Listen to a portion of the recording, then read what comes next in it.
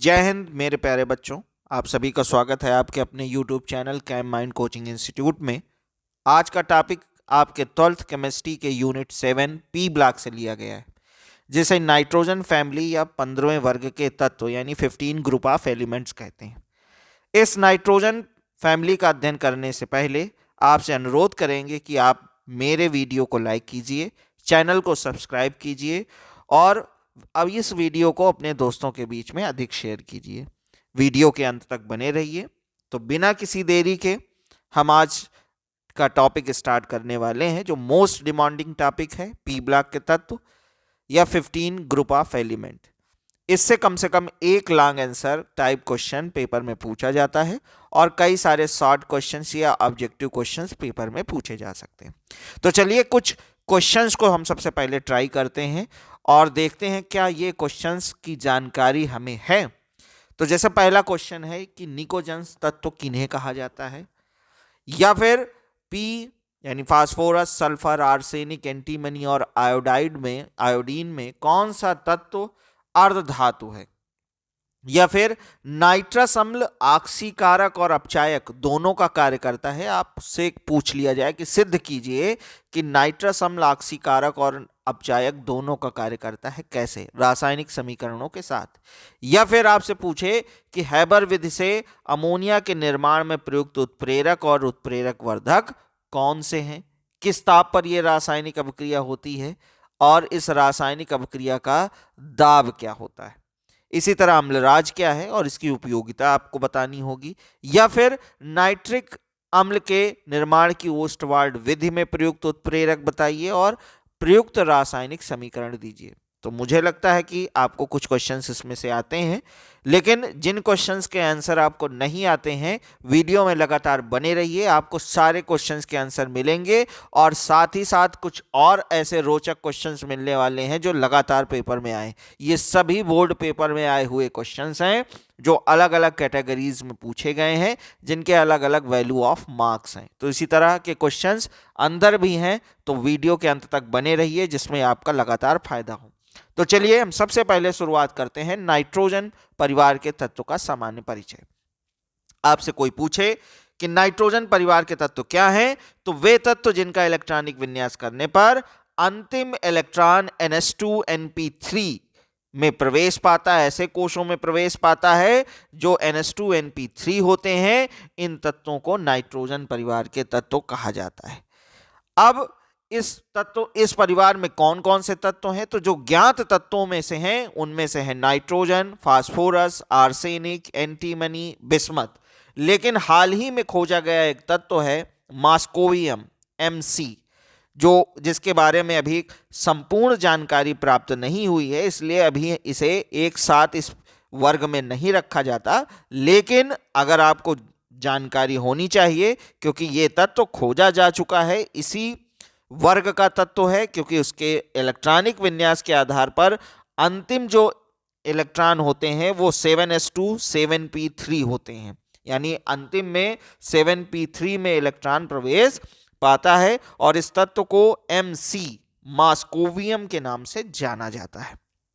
अब इसमें बात किया जाए तो नाइट्रोजन और फास्फोरस अर्धधातुएं हैं, आर्सेनिक और एंटीमनी Sb अर्धधातुएं हैं और Bi बिस्मथ और मॉस्कोवियम धातुओं की श्रेणी में रखे जाते हैं। तो जो आपका पहला प्रश्न वहां बना था, दूसरा प्रश्न कि निम्न में से कौन से तत्व अर्धधातुएं हैं, तो यहां पर आर्सेनिक और एंटीमनी जो तत्व हैं वो अर्धधातुओं की श्रेणी में रखे जाते हैं। अब इन तत्वों को निकोजन्स या निकोमाइट्स भी कहते हैं। अब यहां पर आपको पता चल रहा है कि 15 ग्रुप ऑफ एलिमेंट्स जो हैं इन्हें निकोजन्स या निकोमाइट्स भी कहते हैं। तो आपसे पूछा जा सकता है कि 15वें वर्ग के तत्वों को निकोजन्स तत्व या निकोमाइट्स क्यों कहा जाता है? क्योंकि इन तत्वों के अधिकांश यौगिक विषैली प्रकृति के होते हैं। इनके जो हाइड्राइड्स हैं जैसे अमोनिया, फास्फीन, ये सब दम घोटने वाली गैसें होती हैं जिनसे इंसान की मृत्यु हो सकती है, किसी व्यक्ति की मृत्यु हो सकती है। तो दम घोटने वाली गैसों के कारण या दम घोटने वाले यौगिकों के निर्माण होने के कारण इस परिवार के तत्वों को निकोमाइट्स भी कहा जाता है। जो निकोमाइट शब्द है, निकोजन शब्द है, वो ग्रीक भाषा से लिया गया है, जिसका अर्थ होता है घुटन, टू चोक, यानी दम घोटने वाला। तो आगे बढ़ते हैं। ये सामान्य परिचय है, आपको नई जानकारियां प्राप्त हुई कि आर्सेनिक और एंटीमनी अर्ध धातुएं हैं और इस परिवार के तत्वों को निकोजन्स या निकोमाइट्स कहते हैं। क्यों? क्योंकि ये सभी यौगिक जो इससे बने हुए जो यौगिक होते हैं वो दम घोटने वाले होते हैं। आगे बढ़ते हैं तो इनके इलेक्ट्रॉनिक विन्यास की बात करते हैं। आप जानते हैं इलेक्ट्रॉनिक विन्यास अगर हम करते हैं तो इन तत्वों का इलेक्ट्रॉनिक विन्यास करने पर अंतिम इलेक्ट्रॉन NH2 NP3 कोष में प्रवेश पाते हैं। ऐसे तत्व नाइट्रोजन या 15 ग्रुप ऑफ एलिमेंट्स कहलाते हैं, नाइट्रोजन परिवार के तत्व कहलाते हैं। आप देख रहे हैं नाइट्रोजन का इलेक्ट्रॉनिक विन्यास करते हैं तो अंतिम में 2p3 आता है। इसी तरह फास्फोरस का करने पर अंतिम में 3p3 आता है। आर्सेनिक का करने पर 4p3 आता है और Sb का इलेक्ट्रॉनिक विन्यास करने पर 5p3 आता है। तो लगातार हम जब इलेक्ट्रॉनिक विन्यास करते हैं तो 1s2 2s2 2p3, फास्फोरस का करने पर 1s2 2s2 2p6 3s2 3p3, arsenic का करने पर 1s2 2s2 2p6 3s2 3p6 4s2 3d10 4p3, antimony का करने पर 1s2 2s2 2p6 3s2 3p6 4s2 3d10 4p6 5s2 4d10 5p3। और आप विस्मत का खुद करिए और बताइए कि इसका इलेक्ट्रॉनिक विन्यास क्या होता है और अंत में कौन से कोष में, उपकोष में ये इलेक्ट्रॉन प्रवेश पाते हैं। इसकी जानकारी आप मेरे कमेंट्स बॉक्स पर डालिए। ठीक है, आगे बढ़ते हैं। तो संयोजकता और ऑक्सीकरण संख्या की बात आती है। तो जो आप जानते हैं कि जब इनका इलेक्ट्रॉनिक विन्यास कर रहे हैं तो इनकी बाहरी कक्षा में, जो बाहरी कक्षा है उसमें 5 इलेक्ट्रॉन आ रहे हैं, लेकिन पी उपकोष में 3 इलेक्ट्रॉन आ रहे हैं। तो इन तत्वों की संयोजकता 3 होती है क्योंकि इनके बाहरी उपकोष में 3 इलेक्ट्रॉन होते हैं। अब इन तत्वों का अगर ऑक्सीकरण अवस्था देखी जाए तो सब तत्वों की ऑक्सीकरण अवस्था अलग अलग होती है, लेकिन सामान्यतः इन तत्वों की ऑक्सीकरण अवस्था +3 है। नाइट्रोजन बहुतायत रूप से ऑक्सीकरण अवस्था प्रदर्शित करता है जो कि क्रमशः -3 -2 -1 1 2 3 4 5 है। इसी तरह फास्फोरस -3 +3 +4 +5, आर्सेनिक -3 +3 +5, एंटीमनी -3 +3 +5 और Sb -3 और +3 होती। तो सामान्यतः देखा जा रहा है कि इनकी ऑक्सीकरण अवस्थाएं धनात्मक +3 होती हैं और ऋणात्मक -3 होती हैं। ठीक है, आगे बढ़ते हैं। तो इनकी प्राप्ति स्थान के बारे में बात करें तो देखते हैं कि नाइट्रोजन मुक्त और संयुक्त दोनों अवस्थाओं में पाया जाता है। अगर मुक्त अवस्था की बात की जाए तो नाइट्रोजन हमारे वायुमंडल में ही आयतात्मक रूप से 78% उपस्थित है, जबकि अगर संयुक्त अवस्था में देखा जाए तो नाइट्रोजन अलग अलग यौगिकों में भी पाया जाता है, जैसे चिली साल्टपीटर है, इंडियन साल्टपीटर है। इंडियन साल्टपीटर को सोरा भी कहा जाता है, जिसका उपयोग विस्फोटक बारूद बनाने में किया जाता है। तो ये सारे संयुक्त अवस्था में नाइट्रोजन भी मिलता है और मुक्त अवस्था में तो आप जानते ही हैं कि वायुमंडल में पाया जाता है। इसके अतिरिक्त फास्फोरस जो है फास्फेटी चट्टानों में पाया जाता है। और अगर जैविक प्रक्रियाओं में या जैव वंशावली में देखा जाए तो ये डीएनए में पाया जाता है। एडिनोसिन ट्राइफास्फेट या एडिनोसिन डाइफास्फेट एटीपी एडीपी में पाया जाता है।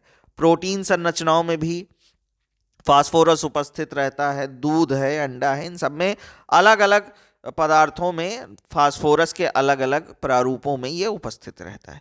इसके अतिरिक्त आर्सेनिक, एंटीमनी और बिस्मथ सल्फाइड अयस्कों के रूप में पाए जाते हैं। AS2S3 इस तरीके से फार्मूला बनता है AS2S3।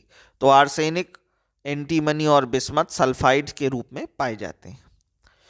हम अब इनके अपरूपक और श्रृंखलन ग्रुप की बात करते हैं। तो अपरूपक जैसे बिस्मथ को छोड़कर सभी तत्व अपरूपकता प्रदर्शित करते हैं। अपरूपकता की बात पहले की जा चुकी है कि जब कोई तत्व एक समान रासायनिक गुण रखे, ऐसे यौगिकों का निर्माण करे, जब कोई तत्व एक ऐसे यौगिकों का निर्माण करता है जिसके रासायनिक गुण समान होते हैं परंतु भौतिक प्रारूप अलग अलग होते हैं, तो ऐसे यौगिकों को या ऐसी घटना को अपरूपकता कहते हैं और ऐसे यौगिक अपरूपक पदार्थ कहलाते हैं। जैसे कार्बन ग्रेफाइट, हीरा और फुलरीन 3 अलग अलग अपरूपकों का निर्माण करता है। तो इनके रासायनिक गुण समान होते हैं, परंतु इनके भौतिक प्रारूप और उनके भौतिक गुण अलग अलग होते हैं। ग्रेफाइट मुलायम होता है जबकि हीरा सबसे कठोर पदार्थ है। तो इस तरीके से उनके भौतिक गुण अलग होते हैं लेकिन रासायनिक गुण एक समान होते हैं। क्यों? क्योंकि वो एक ही तत्व से मिलकर बने होते हैं, उसमें कोई दूसरा तत्व मिलकर कोई रासायनिक अभिक्रिया करके यौगिक का निर्माण नहीं करता। तो वो शुद्ध पदार्थ होते हैं, बस उनके केवल भौतिक गुण अलग अलग होते हैं। तो ऐसे पदार्थ अपरूपक पदार्थ कहलाते हैं।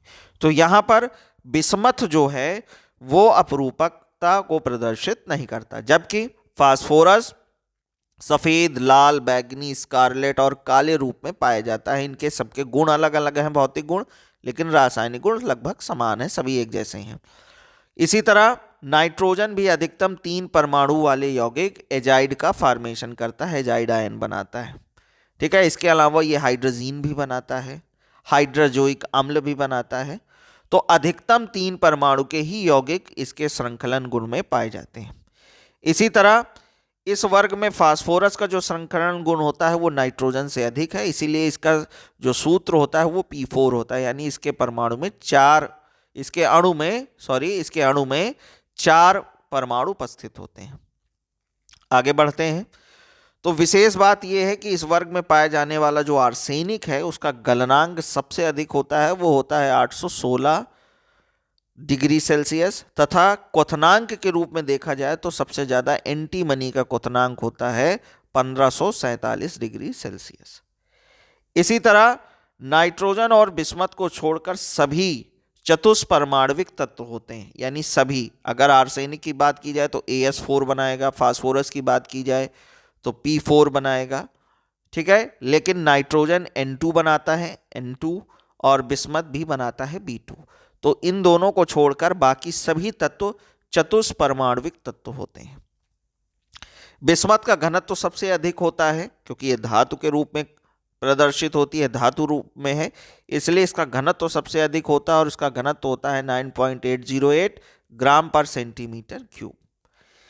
इसी तरह आगे बढ़ते हैं, ऑक्साइड के बारे में बात करते हैं। इनके रासायनिक प्रकृति, इनके जो यौगिक हैं इनकी रासायनिक प्रकृतियों में बात करते हैं। तो सबसे पहले ऑक्साइड की बात करते हैं। तो ऑक्साइड में क्या होता है कि ये तत्व ऑक्सीजन के साथ संयोग करके अलग अलग प्रकार के ऑक्साइड बनाते हैं, जो कि M2O3 और M2O5 प्रकार के होते हैं। नाइट्रोजन कई प्रकार के ऑक्साइड बनाता है, उसके बाद में चर्चा करेंगे। पहले हम बात कर रहे हैं इसके ऑक्साइड के। तो सामान्यतः इस परिवार के जो तत्व होते हैं वो M2O3 और M2O5 प्रकार के ऑक्साइड बनाते हैं। मान लिया फास्फोरस है तो फास्फोरस P2O3 और P2O5 प्रकार का ऑक्साइड बनाएगा। और ये जो भी ऑक्साइड होंगे इस परिवार में, नाइट्रोजन को छोड़कर बात कर रहे हैं, जो भी इस परिवार में ऑक्साइड बना रहे हैं, चाहे फास्फोरस हो, आर्सेनिक हो, एंटीमनी हो, वो अम्लीय प्रकृति के ऑक्साइड बनाएंगे। बिस्मथ नहीं बनाता, बिस्मथ क्षारीय प्रकृति के ऑक्साइड बनाता है। अब बाकी जो होते हैं वो अम्लीय प्रकृति के ऑक्साइड बनाते हैं। अब हम नाइट्रोजन की बात करें तो नाइट्रोजन 5 प्रकार के ऑक्साइड बनाता है। मैं चाहूंगा कि इसका आप बाद में स्क्रीनशॉट जरूर ले लें। तो नाइट्रोजन 5 प्रकार के ऑक्साइड बनाता है।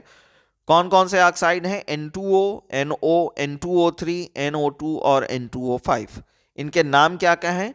Nitrous oxide, nitric oxide, nitrogen trioxide, nitrogen dioxide और नाइट्रोजन पेंटा ऑक्साइड। बहुत अच्छे से इनको देख लीजिए। अब जो यहाँ नाइट्रस ऑक्साइड है ये रंगहीन गैस होती है। इसी तरह जो NO है वो रंगहीन गैस है। N2O3 रंगहीन ठोस अम्लीय है। NO2 भी भूरी रंग की गैस है, अम्लीय है। और N2O5 रंगहीन ठोस अम्लीय है। तो शुरुआत की जो 2 गैसें हैं N2O और NO, ये उदासीन प्रकृति की होती हैं और रंगहीन होती हैं, जबकि नाइट्रोजन डाई ऑक्साइड नीले रंग का ठोस होता है और अम्लीय प्रकृति का होता है। NO2 भूरे रंग की गैस होती है और अम्लीय प्रकृति की होती है। आपने देखा है कि नाइट्राइट और नाइट्रेट के जब परीक्षण करते हैं तो उससे लाल भूरे रंग की गैस निकलती है, तो यही गैस होती है। और N2O5 रंगहीन अम्लीय है। ठीक है, अब जैसा कि मैंने बताया था कि बिस्मथ के जो ऑक्साइड होते हैं वो क्षारीय प्रकृति के होते हैं, क्योंकि बिस्मथ स्वयं में एक धातु है और धातु के जो भी ऑक्साइड का निर्माण होता है वो क्षारीय प्रकृति के होते हैं। तो मैं चाहूंगा इसका आप स्क्रीनशॉट ले लीजिए। आगे बढ़ते हैं तो इसके हाइड्राइडों के बारे में चर्चा करते हैं कि हाइड्राइडों के गुणों के बारे में चर्चा करते हैं। तो ये जो सभी तत्व होते हैं वो MH3 प्रकार के हाइड्राइडों का निर्माण करते हैं, जिनकी संरचना पिरामिडीय होती है और इनमें sp3 संकरण पाया जाता है।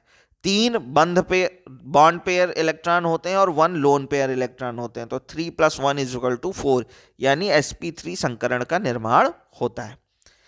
अब यहां पर अगर तापीय रूप से स्थायित्व की बात की जाए, उनको गर्म करने के स्थायित्व की बात की जाए, तो इनका स्थायित्व वर्ग में ऊपर से नीचे जाने पर घटता जाता है। यही कारण है कि जो अमोनिया है वो 1300 डिग्री सेल्सियस ताप पर गर्म करने पर वियोजित होता है, जबकि जो बिस्मथ हाइड्राइड है, जिसको आप कह सकते हैं बिस्मिथीन, सबके अलग अलग नाम है। जैसे NH3 बनाता है, अमोनिया बनाता है NH3, उसको अमोनिया कहते हैं। फास्फोरस PH3 बनाता है, उसको फास्फीन कहते हैं। आर्सेनिक AsH3 बनाता है, उसको आर्शीन कहते हैं। SbH3 यानी एंटीमनी SbH3 बनाता है, उसको एस्टीबीन कहते हैं।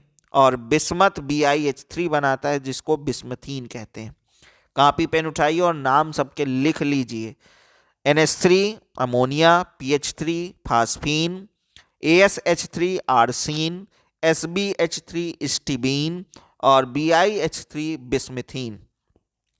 तो जो अमोनिया होता है वो 1300 डिग्री सेल्सियस ताप पर वियोजित हो जाता है, जबकि बिस्मिथीन कमरे के ताप पर ही वियोजित हो जाता है। क्योंकि परमाणु का आकार बढ़ने पर, ये ऐसा क्यों हो रहा है? क्योंकि जैसे जैसे हम वर्ग में ऊपर से नीचे जाते हैं, परमाणु का आकार बढ़ने लगता है, तत्वों का आकार बढ़ने लगता है, जिसके कारण हाइड्रोजन और तत्व के बीच के जो बंध दूरी है वो बढ़ने लगती है। और जितनी अधिक बंध दूरी बढ़ेगी, बंध की सामर्थ्य या उसकी स्टेबिलिटी घटती जाएगी। यही कारण है कि बिस्मथ का जो हाइड्राइड है बिस्मिथीन, उसे कमरे के ताप पर ही वियोजित किया जा सकता है। आगे बढ़ते हैं तो इस वर्ग के जो हाइड्राइड होते हैं वो अच्छे अपचायक होते हैं, आसानी से अपचयन की प्रक्रिया में भाग लेते हैं और वर्ग में ऊपर से नीचे जाने पर ये अपचयक गुण बढ़ता जाता है। इसी तरह ये सभी हाइड्राइड विषैले गुण के होते हैं और इनकी विषाक्तता वर्ग में ऊपर से नीचे जाने पर बढ़ती जाती है। यही कारण है कि जो बिस्मिथीन है वो सबसे अधिक विषैला होता है अमोनिया के सापेक्ष या अन्य के सापेक्ष। ठीक है, तो आगे बढ़ते हैं। अब कुछ क्वेश्चंस हैं, जैसे नाइट्रोजन +5 ऑक्सीकरण अवस्था रखता है परंतु NCl5 नहीं बनाता, तो क्यों नहीं बनाता? तो जब इलेक्ट्रॉनिक विन्यास हम कर रहे थे तो आपने देखा कि इलेक्ट्रॉनिक विन्यास में 2p3 आता है, उसके बाद 2pd नहीं बनता। कोई भी जो 2 कक्षक है यानी L कक्षक है उसमें D उपकोष नहीं पाया जाता, जबकि M कक्षा में D उपकोष पाए जाते हैं। तो इसीलिए फास्फोरस तो PCl5 का निर्माण कर लेता है क्योंकि उसमें D उपकोष पाया जाता है, भले रिक्त होने के कारण इलेक्ट्रॉन उसमें पहुंच जाते हैं और लास्ट में वो संकरण प्रदर्शित करता है sp3d संकरण। तो टोटल 5 कक्षक आ जाते हैं, 5 कक्षक संकरित होकर sp3d कक्षक बनाते हैं, जिसमें क्लोरीन अपने इलेक्ट्रॉनों को भर देता है और इस प्रकार PCl5 का निर्माण हो जाता है। लेकिन अगर नाइट्रोजन के केस में बात की जाए तो नाइट्रोजन में D उपकोष उपस्थित नहीं रहते। तो इस क्वेश्चन को क्या लिखेंगे, कैसे लिखेंगे? आप लिखेंगे कि नाइट्रोजन का ऑक्सीकरण अवस्था 5 होती है, परंतु इलेक्ट्रॉनिक विन्यास में अंतिम इलेक्ट्रॉन 2p3 में प्रवेश पाता है जो कि L कक्षा है। L कक्षा में D उपकोष पाए नहीं जाते और D उपकोषों की अनुपस्थिति के कारण sp3d संकरण का निर्माण नहीं हो सकता और इस संकरण के न बनने के कारण NCl5 का निर्माण संभव नहीं है। तो इसको लिख लीजिएगा जो हमने बोला है अभी बेटा। इसके बाद अगला क्वेश्चन आता है कि pH3 का क्वथनांक NH3 से कम होता है, क्यों? तो आप जानते हैं हाइड्रोजन बंध आपने पढ़ा है, हाइड्रोजन बंध में आपने पढ़ा है कि जो यौगिक हाइड्रोजन बंध का निर्माण करते हैं वो द्रव अवस्था में पाए जाते हैं, उनके गलनांक और क्वथनांक उच्च होते हैं। तो यही कारण है कि नाइट्रोजन उपस्थित है इसमें नाइट्रोजन यानी अमोनिया हाइड्रोजन बंध का निर्माण कर रहा है और हाइड्रोजन बंध की उपस्थिति के कारण ये अधिक क्वथनांक प्रदर्शित करता है, जबकि फास्फोरस पीएच3 में हाइड्रोजन बंध नहीं पाया जाता और हाइड्रोजन अबंध की अनुपस्थिति के कारण ये उच्च क्वथनांक को प्रदर्शित नहीं करता। इसी तरह क्वेश्चन आपके सामने आ सकता है कि अमोनिया लुईस अम्ल की भांति व्यवहार करता है क्यों।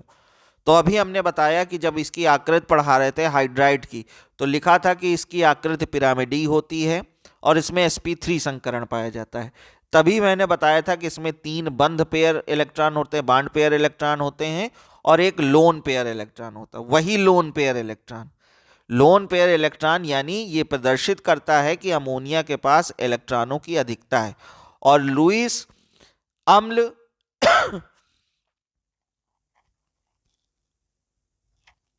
लुईस अम्ल की भांति व्यवहार करता है क्यों। ये जो क्वेश्चन है ये गलत है, बिल्कुल गलत है। यहां पर होना चाहिए लुईस क्षार की भांति व्यवहार करता है क्यों, क्योंकि मैंने आपको बताया है कि अभी आपको बता रहे थे जो चीज़ मैंने आपको समझाई कि जो पिरामिडी आकृति होती है उसमें 3 बंध पेयर और एक लोन पेयर इलेक्ट्रॉन होता है। तो लोन पेयर इलेक्ट्रॉन लुईस अम्ल ये कहता है कि जिन यौगिकों में इलेक्ट्रॉनों की कमी होती है वो अम्लीय प्रकृति के होते हैं और जिन यौगिकों में इलेक्ट्रॉनों की अधिकता पाई जाती है वो क्षारीय प्रकृति के होते हैं। तो यहाँ जो प्रश्न लिखा है कि अमोनिया लुईस अम्ल की भांति व्यवहार करता है क्यों, ये प्रश्न गलत है। यहाँ पर होना चाहिए मिस हो गया है, इसको आप सुधार लीजिएगा कि अमोनिया लुईस क्षार की भांति व्यवहार करता है क्यों। तो यहाँ क्षार की भांति इसलिए व्यवहार करता है क्योंकि इसकी संरचना में एक बंध युग्म इलेक्ट्रॉन पाया जाता है और बंध युग्म इलेक्ट्रॉनों की उपस्थिति के कारण ये क्षारीय प्रकृति को प्रदर्शित करता है। इसी के बाद अगला क्वेश्चन अगर हम देखें तो जी हाँ, इसमें अगला क्वेश्चन आया, ये कई बार पूछा गया है कि क्या होता है जबकि सोडियम एजाइड को गर्म करते हैं। तो सोडियम एजाइड का जो फार्मूला होता है, क्योंकि मैंने अभी आपको पीछे बताया है कि एजाइड का जो सूत्र हो जाता है एजाइड आयन, वो बना रहा था N3-, यानी जो भी एजाइड बनेगा उसका जो, जैसे मान लिया सोडियम एजाइड की बात करें तो सोडियम एजाइड का जो फार्मूला होगा वो होगा NaN3, क्योंकि एजाइड आयन का जो फार्मूला है वो है N3 ऊपर एक माइनस। तो यहां पर सोडियम एजाइड को हम गर्म कर रहे हैं, तो चलिए सोडियम एजाइड को गर्म करते हैं। 2NaN3 एरो 2Na + 3N2 यानी नाइट्रोजन गैस। जब भी सोडियम एजाइड को गर्म किया जाएगा उसे तापीय अपघटन में डाला जाएगा तो अमोनिया गैस मुक्त होगी। तो आपसे पेपर में पूछ सकते हैं कि क्या होता है जबकि सोडियम एजाइड को गर्म करते हैं, या आपसे पूछ सकते हैं कि सोडियम एजाइड के तापीय अपघटन से आप क्या समझते हैं और इससे कौन सा उत्पाद प्राप्त होता है। ठीक है, तो चलिए आगे बढ़ते हैं। आगे हम बात कर रहे हैं नाइट्रोजन की या डाई नाइट्रोजन की। तो इससे पहले बढ़ते हैं, फिर से हम आपको याद दिला दें कि चैनल को सब्सक्राइब कर लीजिए और कुछ इंटरेस्टिंग बातें आप नाइट्रोजन के बारे में जानेंगे। तो सबसे पहले बात आती है कि नाइट्रोजन की खोज किसने की। तो बिल्कुल रदरफोर्ड ने 1772 में नाइट्रोजन की खोज की थी, लेकिन लेवासिये ने 1775 में बताया कि यह एक तत्व है और नाइट्रोजन को कहा उन्होंने अजोट।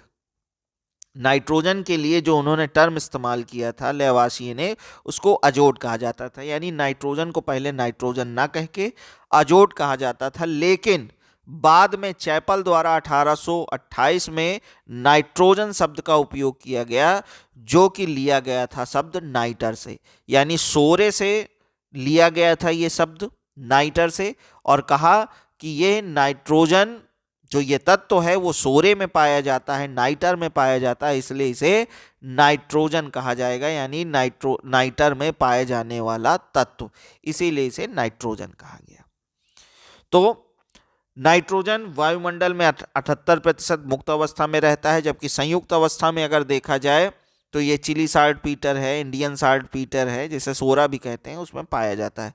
ये वनस्पति और जंतुओं में प्रोटीन के भाग में पाया जाता है और आप जानते हैं कि ये वायु से हल्का होता है, इसीलिए ये रासायनिक रूप से कम सक्रिय भी है और वायु से हल्का होता है। और वायु से हल्का होने के कारण जब भी इसको प्रयोगशाला में बनाते हैं तो इसे हमेशा कलेक्ट करते हैं कैसे, उधोमुखी विस्थापन द्वारा, यानी बीकर को इस तरीके से व्यवस्थित किया जाता है कि गैस जाए और ऊपर जाकर विस्थापित हो जाए, यानी अधोमुखी विस्थापन द्वारा गैस जार में इसको एकत्र किया जाता है।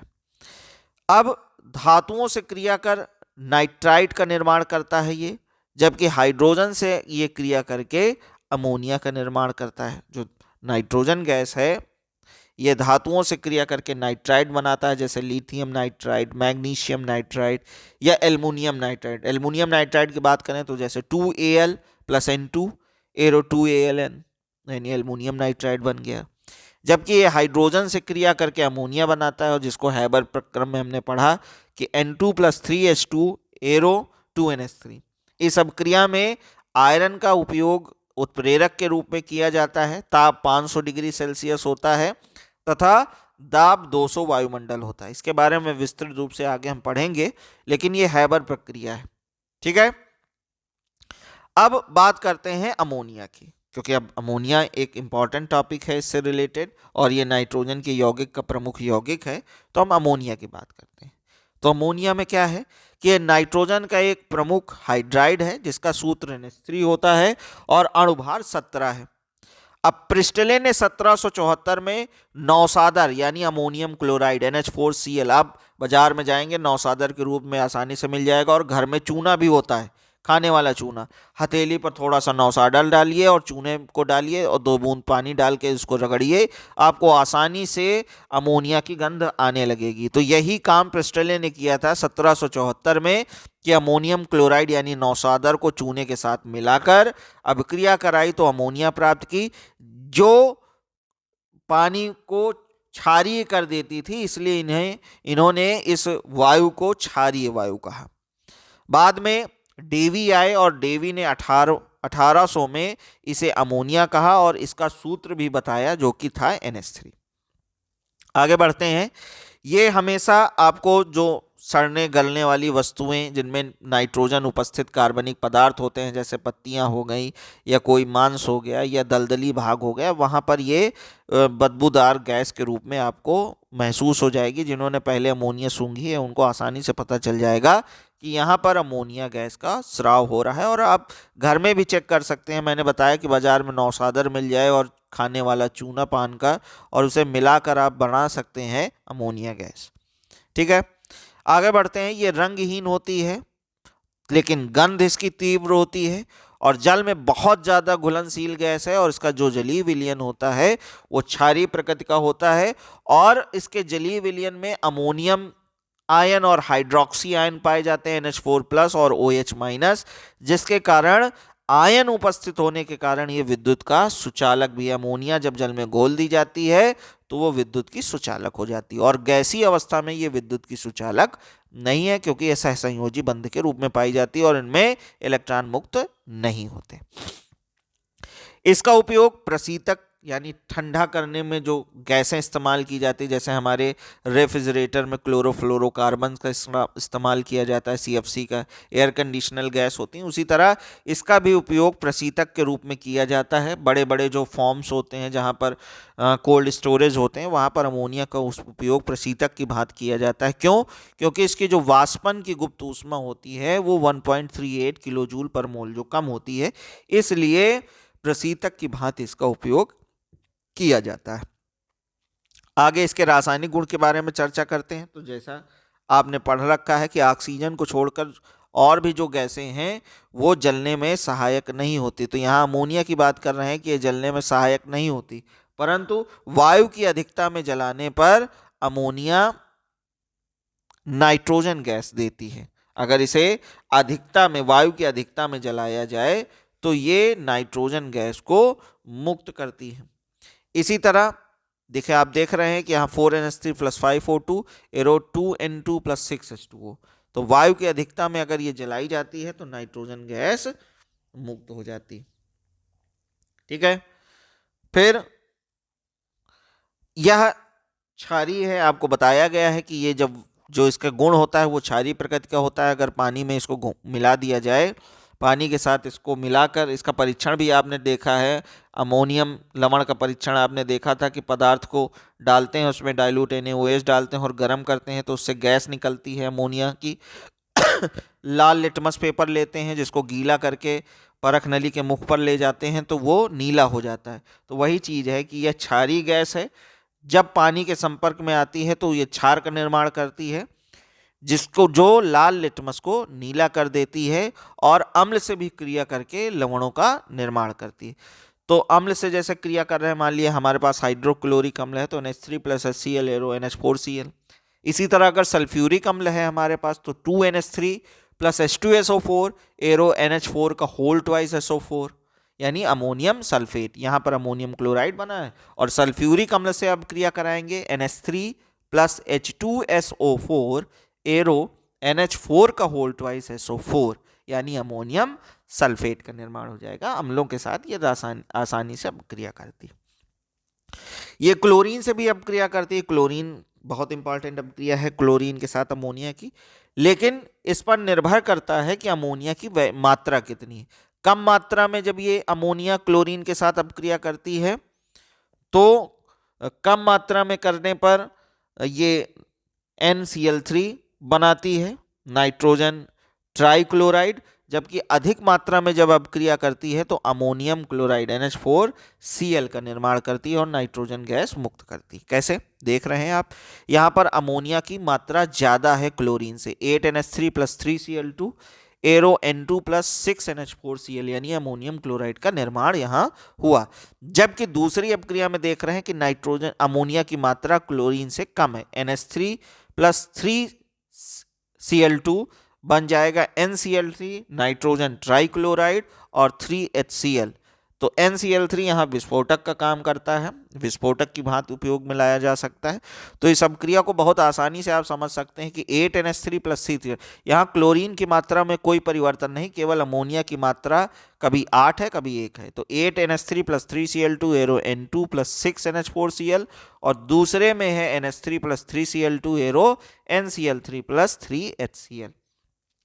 इसी तरह अमोनिया का जब ऑक्सीकरण प्लेटिनम के उत्प्रेरक की उपस्थिति में कराया जाता है तो 700 से 800 डिग्री सेल्सियस ताप पर नाइट्रिक ऑक्साइड बनता है, जो कि बाद में स्वतः ही ऑक्सीकृत होकर नाइट्रोजन डाइऑक्साइड बनाता है और वो फिर जल में अगर घोल दिया जाए तो नाइट्रिक अम्ल का निर्माण हो जाता है। तो ये कहीं ओस्टवाल्ड के औद्योगिक विधि की प्रक्रिया है, लेकिन यहाँ पर अगर हम केवल सामान्य बात करें ऑक्सीकरण की, तो अगर अमोनिया का ऑक्सीकरण किया जाता है तो हमें प्राप्त होता है nitric oxide. 4NH3 + 5O2 platinum उत्प्रेरक की उपस्थिति में जब ये अपक्रिया होगी तो बन जाएगा 4NO + 6H2O। ठीक है, तो ये रासायनिक गुण थे इसके। अब इसके हैबर प्रक्रम की बात करें तो यहाँ हमारे पास चित्र आ गया है। आप देख रहे हैं कि हमारे पास कंप्रेशर पंप है और कंप्रेशर पंप की सहायता से 1:3 के अनुपात में हाइड्रोजन गैस को कंप्रेस्ड करके संपीड़ित करके उत्प्रेरक कक्ष में भेजा जा रहा है। उत्प्रेरक कक्ष में पहले से उपस्थित है आयरन और मॉलिब्डेनम। आयरन धातु उत्प्रेरक का काम करती है और मॉलिब्डेनम धातु उत्प्रेरक वर्धक का काम करती है। इसी उत्प्रेरक कक्ष में 500 डिग्री सेल्सियस तापमान है और 200 वायुमंडल दाब है। ऐसी परिस्थिति में अमोनिया हाइड्रोजन के साथ अपक्रिया करके नाइट्रोजन हाइड्रोजन के साथ अपक्रिया करके अमोनिया गैस का निर्माण करती है। यानी जो अपक्रिया होती है वो होती है N2 + 3H2 उत्क्रमणीय अपक्रिया है, ये रिवर्सिबल रिएक्शन।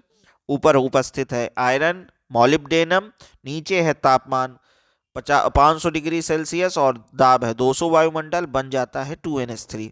तो यही उत्प्रेरक कक्ष में ही ये अपक्रिया हो जाती है और उससे प्राप्त होता है मिश्रण नाइट्रोजन का, हाइड्रोजन का और अमोनिया गैस का।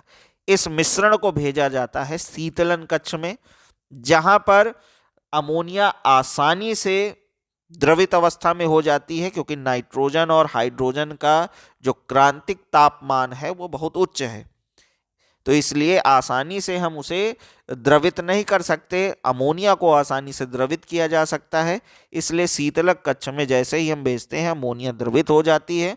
उस द्रव अमोनिया को नीचे एकत्र कर लिया जाता है और इस नाइट्रोजन और हाइड्रोजन के जो गैसीय मिश्रण को पुनः सर्कुलेशन पंप की सहायता से उत्प्रेरक कक्ष में भेज देते हैं।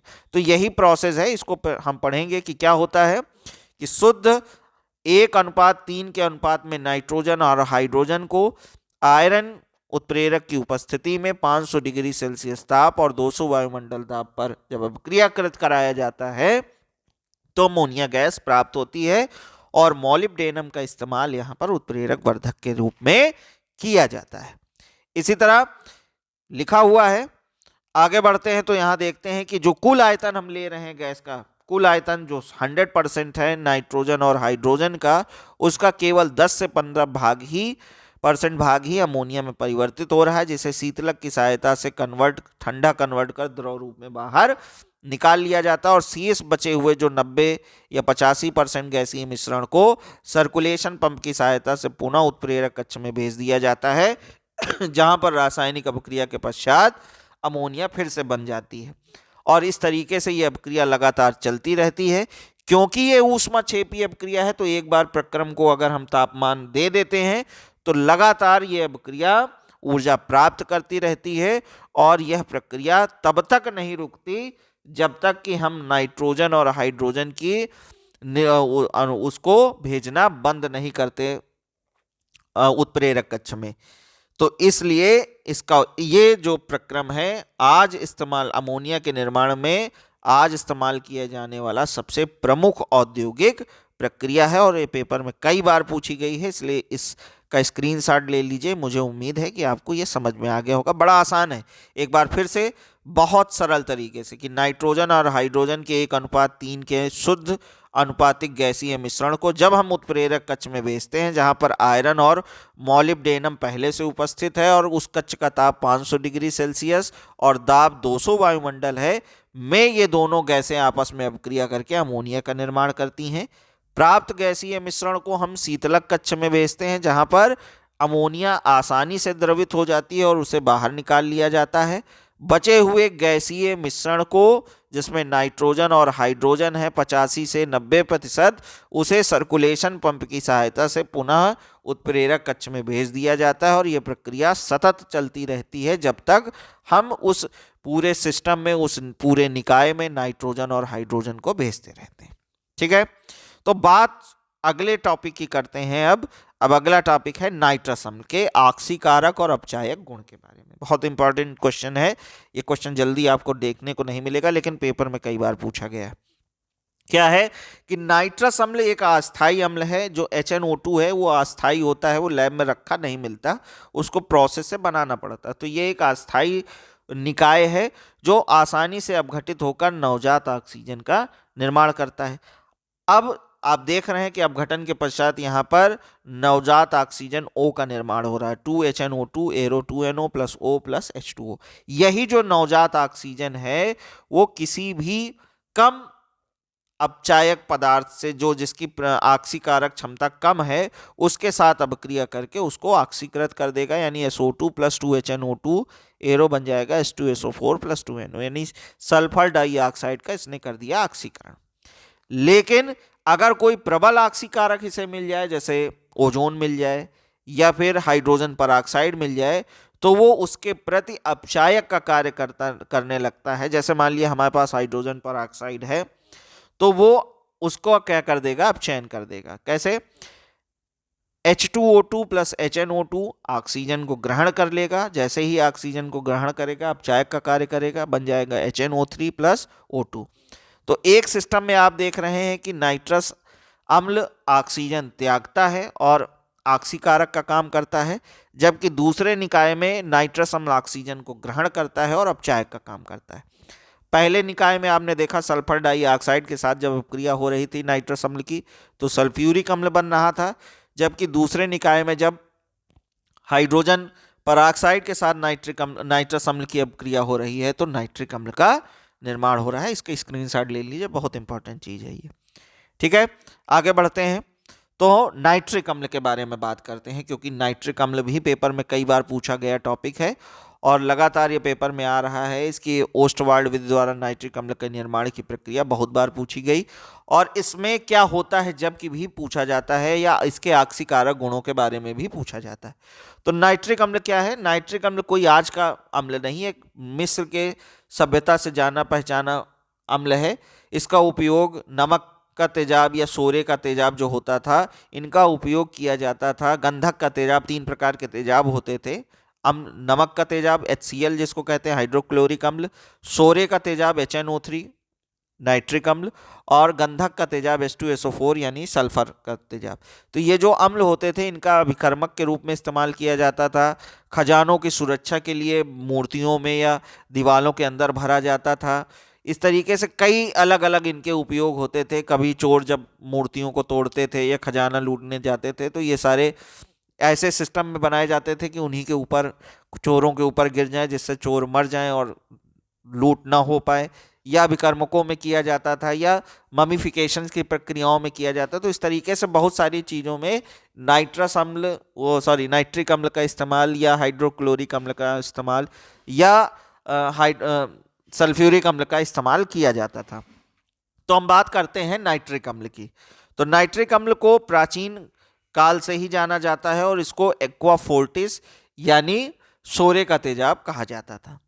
अब 1650 में ग्लावलर द्वारा नाइट्रिक अम्ल को सोरे से प्राप्त किया गया सल्फ्यूरिक अम्ल की क्रिया करा के। तो KNO3 की अपक्रिया सल्फ्यूरिक अम्ल यानी H2SO4 से कराई गई, तो नाइट्रिक अम्ल मिला, यानी KNO3 प्लस H2SO4 बन गया HNO3 प्लस KHSO4 यानी पोटेशियम हाइड्रोजन सल्फेट। अब यह रंगहीन गंधहीन द्रव होता है, लेकिन गाढ़ा है। ये गाढ़े जैसा द्रव होता है, जैसे सल्फ्यूरिक अम्ल गाढ़ा होता है वैसे नाइट्रिक अम्ल भी गाढ़ा होता है। जल में सरलता से अलग अलग अनुपात में घुलता है और अलग अलग सांद्रता का निर्माण करता है, जैसे 20% सांद्रता का विलयन, 30%, 50%, 60%, 70%। तो अलग अलग प्रतिशतता का ये विलयन तैयार करता है, क्योंकि जल में आसानी से ये घुल जाता है। और इसका क्वथनांक 120 डिग्री सेल्सियस होता है। नाइट्रिक अम्ल को तीव्र गर्म करने पर नाइट्रोजन डाइऑक्साइड गैस निकलती, लाल भूरी गैस निकलने लगती। अगर कॉपर की छीलन डालकर इसमें अपक्रिया कराई जाए, किसी भी नाइट्रिक अम्ल को लें आप लैब में, अगर कोई बोतल में रखा हुआ नाइट्रिक अम्ल है और आप नहीं जानते, उसमें कोई लेबल नहीं लगा है, आप कैसे पहचानेंगे कि ये नाइट्रिक अम्ल है? तो उसमें आप उस अम्ल को लीजिए परख नली में, और उसमें कॉपर की छीलन डाल के गर्म कीजिए। जैसे ही आप गर्म करना चालू करेंगे, अगर वो नाइट्रिक अम्ल है तो उससे लाल भूरी गैस तेजी से निकलने लगेगी। इससे ये पता चल जाएगा कि वो नाइट्रिक अम्ल है। तो नाइट्रिक अम्ल से तीव्र गर्म करने पर उससे नाइट्रोजन डाइऑक्साइड गैस निकलती। कैसे निकलती? 4NH3 arrow 2H2O plus 4NO2 plus O2। अब रासायनिक गुणों की बात करते हैं। तो नाइट्रिक अम्ल एक अच्छा ऑक्सीकारक है, मैंने बताया ही, पेपर में कई बार पूछी जाती। तो कुछ रासायनिक अपक्रियाएं हैं पेपर में अलग अलग तरीके से पूछी जाती हैं, जैसे कैसे परिवर्तित करोगे पोटेशियम आयोडाइड को आयोडीन में, या क्या होता है जबकि पोटेशियम आयोडाइड की अपक्रिया नाइट्रिक अम्ल से कराते हैं। तो इस तरीके से कई अलग अलग तरीके से पूछ सकते हैं, या पेपर में पूछ सकते हैं नाइट्रिक अम्ल के ऑक्सीकारक गुणों के बारे में बताइए, और उचित रासायनिक समीकरण भी दीजिए। तो यहाँ आप देख रहे हैं कि जैसे पोटेशियम आयोडाइड है, तो इसको कैसे पूछ सकते हैं पेपर में कि क्या होता है जबकि पोटेशियम आयोडाइड की अपक्रिया नाइट्रिक अम्ल से कराते हैं। तो क्या होता है, 6Ki प्लस 8NO3 एरो बन जाएगा 6KNO3 plus 3I2 plus 3NO plus 4H2O। क्या है अपक्रिया? 6Ki plus 8HNO3 arrow 6KNO3 plus 3I2 plus 3NO plus 4H2O। तो ये अभिक्रिया है जो ये बता रही है कि पोटेशियम आयोडाइड में आयोडीन पर जो -1 चार्ज था, अब वो 3I2 में 0 आवेश हो गया, यानी उसका ऑक्सीकरण हो गया है। तो पोटेशियम आयोडाइड से आयोडीन प्राप्त हो गई। या क्या होता है जबकि पोटेशियम आयोडाइड की अपक्रिया नाइट्रिक अम्ल से कराते हैं तो आयोडीन प्राप्त होता है। इसी तरह सल्फर से सल्फ्यूरिक अम्ल, S plus 6HNO3 arrow H2SO4 plus 6NO2 plus 2H2O। तो यहाँ सल्फर से सल्फ्यूरिक अम्ल बन गया। पेपर में आपसे पूछ सकते हैं कैसे प्राप्त करोगे नाइट्रिक अम्ल से सल्फ्यूरिक अम्ल। तो आप सोचोगे यार नाइट्रिक अम्ल से सल्फ्यूरिक अम्ल कैसे मिल सकता है, तो यहाँ पर जब सल्फर की अपक्रिया नाइट्रिक अम्ल से कराते हैं तो नाइट्रिक अम्ल को सल्फ्यूरिक अम्ल में बदला जा सकता है। या क्या होता है जबकि सल्फर की अपक्रिया नाइट्रिक अम्ल से होती है तब भी सल्फ्यूरिक अम्ल बनता है और यह ऑक्सीकारक गुण भी है। इसी तरह आयोडीन से आयोडिक अम्ल बनता है I2+10HNO3 एरो 2HiO3, इसे आयोडिक अम्ल कहते हैं, प्लस 10NO2+4H2O। तो यहाँ पर ये जो अपक्रियाएं हैं ये बहुत बार पूछी गई अपक्रियाएं हैं। क्या होता है जबकि अंतः परिवर्तन में कैसे परिवर्तित करोगे आयोडीन से आयोडिक अम्ल, कैसे परिवर्तित करोगे सल्फर से सल्फ्यूरिक अम्ल, कैसे परिवर्तित करोगे पोटेशियम आयोडाइड से आयोडीन, या नाइट्रिक अम्ल के ऑक्सीकारक गुण, या पेपर में पूछ सकते हैं कि क्या होता है जबकि पोटेशियम आयोडाइड की अपक्रिया नाइट्रिक अम्ल से कराते हैं, या सल्फर की अपक्रिया नाइट्रिक अम्ल से कराते हैं, या आयोडीन की अपक्रिया नाइट्रिक अम्ल से कराते हैं। अब बात करते हैं गोल्ड और प्लेटिनम की। तो जो गोल्ड और प्लेटिनम धातुएं होती हैं वो आसानी से नाइट्रिक अम्ल से अपक्रिया नहीं करती, और जब नाइट्रिक अम्ल से अपक्रिया नहीं करती तो इसके लिए हम 3:1 के अनुपात में हाइड्रोक्लोरिक अम्ल और नाइट्रिक अम्ल लेते हैं। इस मिश्रण को अम्लराज कहते हैं, और इस अम्लराज की जब आपस में अपक्रिया कराई जाती है तो नवजात क्लोरीन का निर्माण होता है। यह नवजात क्लोरीन गोल्ड या प्लेटिनम के साथ अपक्रिया करती है और उसे घोल लेती है। बाद में ये अपक्रिया करके टेट्राक्लोरो आरिक अम्ल बनाते हैं या हेक्साक्लोरो प्लेटिनिक अम्ल का निर्माण करते हैं। तो क्या होता है, जैसे हम गोल्ड लेकर उदाहरण ले रहे हैं, तो सबसे पहले क्या होता है कि ये जो हाइड्रोक्लोरिक अम्ल और नाइट्रिक अम्ल हैं आपस में अपक्रिया करके बनाते हैं 3:1 के अनुपात में, यानी 3HCl + HNO3 बना देते हैं 2HCl + NOCl, जिसको नाइट्रोसिल क्लोराइड कहते हैं NOCl को, और ये नवजात क्लोरीन है 2Cl + 2H2O। तो 3HCl + HNO3 एरो 2Cl नवजात क्लोरीन, NOCl नाइट्रोसिल क्लोराइड और वाटर। अब ये जो नवजात क्लोरीन है वो गोल्ड से रिएक्शन कर रही है, Au + 3Cl एरो बन जाएगा AuCl3 आरिक क्लोराइड, और यही आरिक क्लोराइड जब हाइड्रोक्लोरिक अम्ल से पुनः रिएक्शन करेगा यानी AuCl3 + HCl तो बना देगा H बड़ा ब्रैकेट AuCl4, जिसको आप कहते हैं टेट्राक्लोरो आरिक एसिड, टेट्राक्लोरो आरिक अम्ल। तो यहां पर गोल्ड जो है वो आसानी से घुल गया किसमें, अम्लराज में। तो अम्लराज क्या है, अम्लराज 1:3 के 3:1 का या 1:3 के अनुपात का नाइट्रिक अम्ल और हाइड्रोक्लोरिक अम्ल का मिश्रण होता है, जो लगभग अक्रियाशील धातुओं जैसे गोल्ड और प्लेटिनम के साथ अपक्रिया करके उसे घोल लेता है। अगर गोल्ड के साथ अपक्रिया करता है तो टेट्राक्लोरोआरिक अम्ल बनाता है, जबकि प्लेटिनम के साथ अगर यह अपक्रिया होती है तो हेक्साक्लोरोप्लेटिनिक अम्ल का निर्माण होता है। और हेक्साक्लोरो अगर प्लेटिनिक अम्ल के सूत्र की बात करें तो उसका सूत्र होता है H2 बड़ा ब्रैकेट PtCl6 बड़ा ब्रैकेट क्लोज। जैसे यहां पर आप देख रहे हैं HAuCl4 लिखा है, तो उसी तरह आप लिख सकते हैं H2 बड़ा ब्रैकेट बनाइए, Au की जगह लिखिए PtCl6 बड़ा ब्रैकेट बंद। इसे कहते हैं हेक्साक्लोरोप्लेटिनिक अम्ल या हाइड्रोजन हेक्साक्लोरो प्लेटिनम 4th यौगिक। ये इस तरीके से आप लिख सकते हैं इसकी IUPAC। ठीक है, आगे बढ़ते हैं। तो ओस्टवाल्ड प्रक्रम आता है जो इसका एक इंपॉर्टेंट पार्ट है, इसकी औद्योगिक विधि है। तो ओस्टवाल्ड प्रक्रम में आप देख रहे हैं यहाँ पर चित्र आ गया है, आप देख रहे हैं कि अमोनिया और वायु के 1:9 के अनुपात वाले मिश्रण को, जो शुद्ध अनुपातिक मिश्रण है, इसका शोधन करके हम इसे प्लेटिनम की जाली वाले उत्प्रेरक कक्ष में भेजते हैं जिसका तापमान 700 से 800 डिग्री सेल्सियस होता है।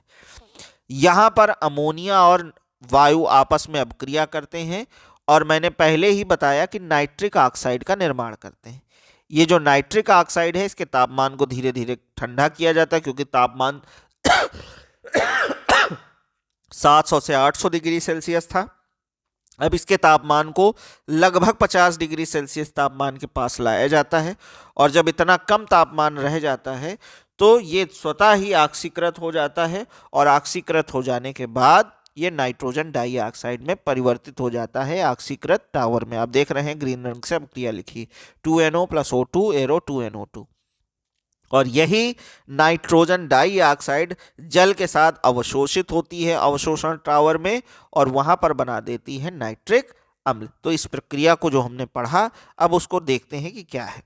तो जब शुद्ध अमोनिया और वायु के 1:9 के अनुपात के मिश्रण को 700 से 800 डिग्री सेल्सियस ताप पर प्लेटिनम की उपस्थिति में गर्म किया जाता है तो नाइट्रिक ऑक्साइड का निर्माण होता है। क्या होता है? 4NH3 + 5O2 arrow 4NO + 6H2। यहाँ नाइट्रिक ऑक्साइड बन गया।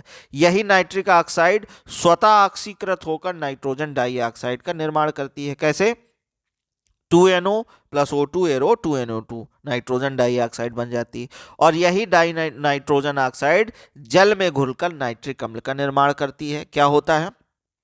3NO2 + 5O2 3NO2 + H2O arrow 2HNO3 + NO। यही NO गैस फिर मुक्त हो गई और यही NO गैस फिर ऑक्सीकृत हो जाएगी स्वतः, और स्वतः ऑक्सीकृत हो जाने के बाद ये फिर जल में घुलकर नाइट्रिक अम्ल का निर्माण करेगी। तो इस तरीके से ये प्रक्रिया चलती रहती है। इस प्रक्रिया में हमें बहुत अधिक ऊर्जा खर्च करने की आवश्यकता नहीं पड़ती, इसलिए आज के समय में इस प्रक्रम का ही उपयोग किया जाता है।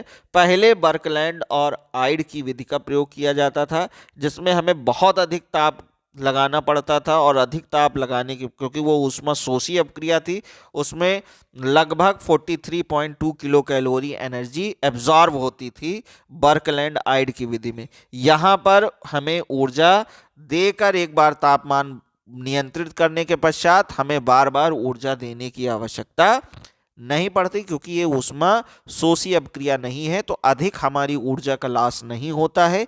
इसीलिए ओस्टवार्ड विधि द्वारा हम नाइट्रिक अम्ल का निर्माण करते हैं। तो अभी आपने देखा, पूरा प्रोसेस आपने देखा, और जो भी क्वेश्चन शुरुआत में पूछे गए थे उन सभी के उत्तर अभी तक हमें प्राप्त होते गए। ठीक है, तो thank you for watching my channel.